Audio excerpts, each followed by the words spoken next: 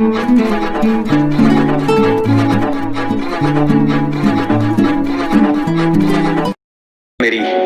कहते हैं सलीका है, तहजीब है, अदब है मुझ में, जो कुछ होना चाहिए वो सब है मुझ में। शुक्रिया माँ, तेरी जादूगरी ने कमाल दिखा दिया। कुदरत मिट्टी को चमकना नहीं सिखा पाई, तूने सिखा दिया।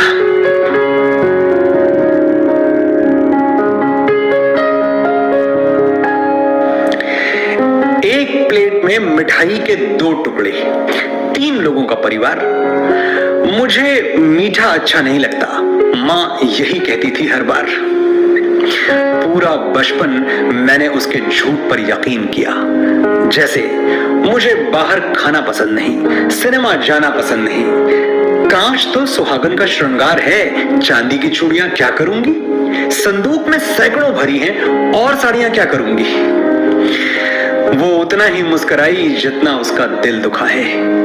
दुनिया की सबसे बड़ी झूठी है वो, पर कायनात का हर सच उसके सजदे में झुका है।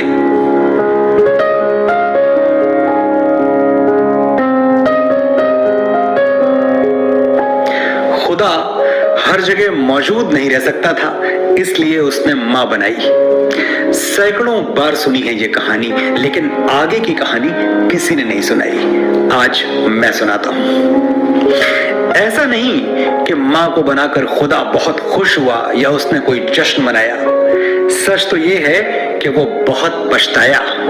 कब उसका एक एक जादू किसी और ने चुरा लिया, वो जान भी नहीं पाया। खुदा का काम था मोहब्बत, वो मां करने लगी। खुदा का काम था हिफाजत, वो मां करने लगी। खुदा का काम था बरकत, वो भी मां करने लगी। देखते ही देखते उसकी आंखों के सामने कोई और परवरदिगार हो गया। वो बहुत मायूस हुआ, बहुत पछताया, क्योंकि मां को बनाकर खुदा बेरोजगार हो गया।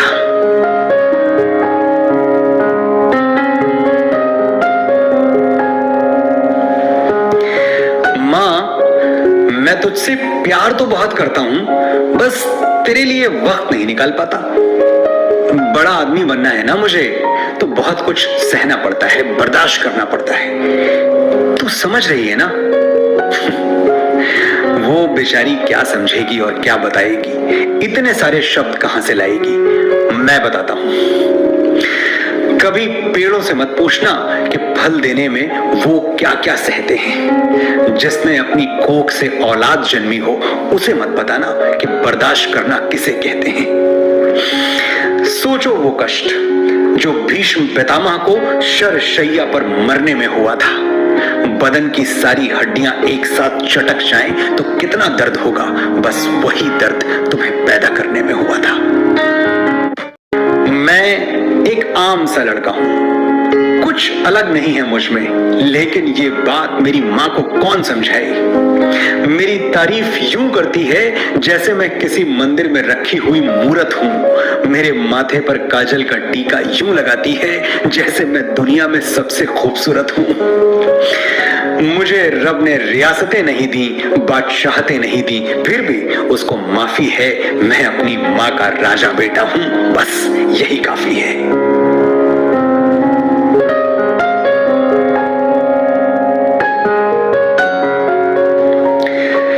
बड़ी भोली है मां, पूरी दुनिया में कहती फिर रही है सच मेरा ख्वाब हो गया, मेरा बेटा कामयाब हो गया। अब उसे कौन बताए कि मैंने तो बहुत पहले बुलंदियों के पायदान छू लिए थे।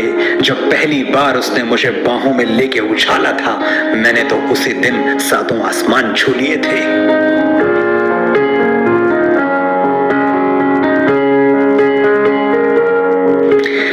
माँ का दिल ममता का मंदिर है, मोहब्बत का खजाना है। माँ का दिल ये है, माँ का दिल वो है। अरे छोड़ो भी ये फिल्मी बातें। किसने देखा है माँ का दिल? मैंने तो नहीं देखा।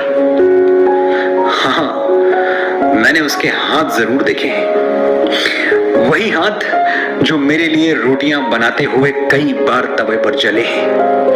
वही हाथ जो मेरी नन्ही उंगलियां थाम के बरसों बरस चले हैं। मुझे लिखना सिखाते हुए जिन हाथों पर पेंसिल की कालिख चढ़ जाती थी और मेरी शर्ट के बटन टांगते हुए जिनमें सुई गड़ जाती थी, वही हाथ जो तकिया बनकर मेरे सिरहाने सोते थे और मुझे एक थप्पड़ मार के खुद 10 बार रोते थे। देखो, जरूरी नहीं है तुम्हारा श्रवण कुमार होना, माँ के पैर आंसुओं से धोना, पर जिन हाथों की झुर्रियां तुम पे कर्ज हैं, रोज सोने से पहले वो हाथ चूम के सोना।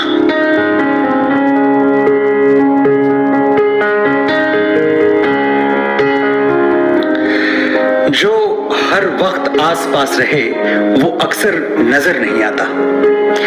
माँ के साथ भी यही होता है। पता नहीं कब घर के किसी कोने में खो जाती है, वो इतना दिखती है कि दिखना बंद हो जाती है। तुमने आखिरी बार उसे आंख भर के कब देखा था? कब उसकी साड़ी या सूट की तारीफ की? कब उसकी चूड़ियों का रंग नोटिस किया? कब उसके नेल पॉलिश पर अपनी राय दी? आखिरी बार कब कहा था कि माँ जच रही हो, बहुत प्यारी लग रही हो? तुम क्या सोचते हो? उसे सिर्फ तुम्हारा कमरा सजाना और तुम्हारा स्वेटर बुनना अच्छा लगता है? माँ भी कभी लड़की थी दोस्त, और हर लड़की की तरह उसे भी तारीफ सुनना अच्छा लगता है। अभी देर नहीं हुई है, जाओ, तुम्हारी माँ से खूबसूरत दुनिया की कोई लड़की हो नहीं सकती, ये सच उसे आज ही बताओ।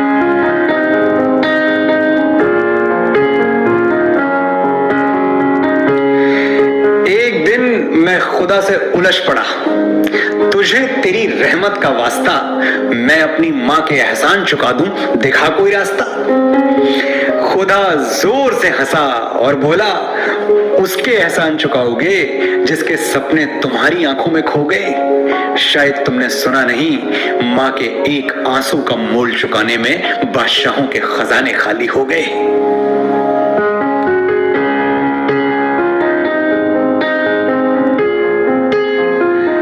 बहुत मसरूफ हो तुम, समझता हूं। घर, दफ्तर, कारोबार और थोड़ी फुर्सत मिली तो दोस्त यार।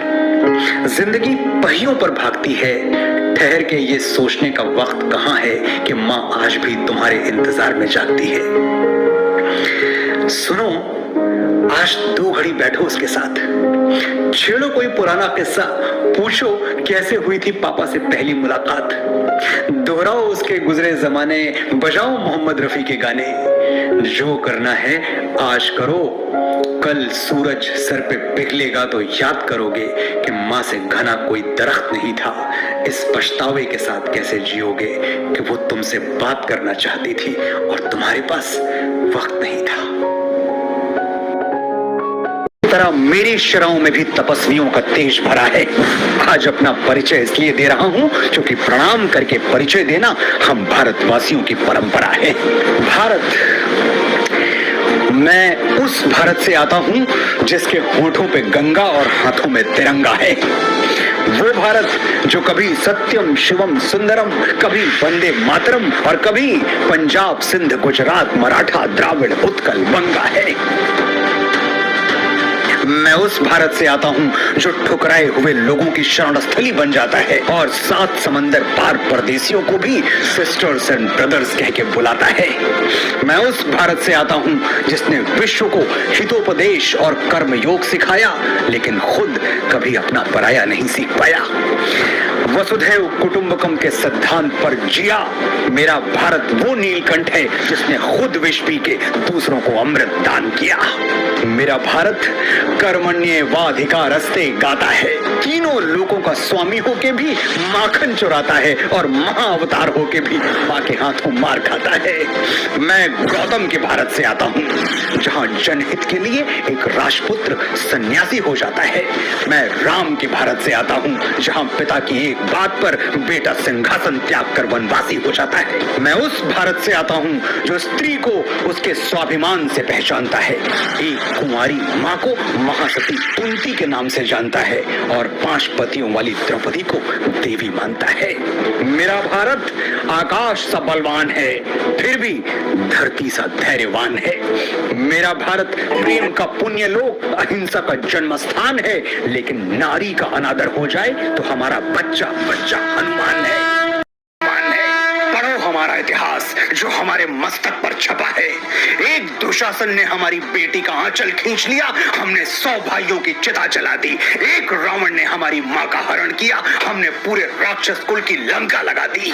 मैं उस भारत से आता हूं जो ना कभी रुका, ना झुका, ना डरा है। मैं उस भारत से आता हूं जो वीरता की वसुंधरा है। मैं उस भारत से आता हूं जो शांति का पहला शंखनाद और मानवता का अंतिम आसरा है।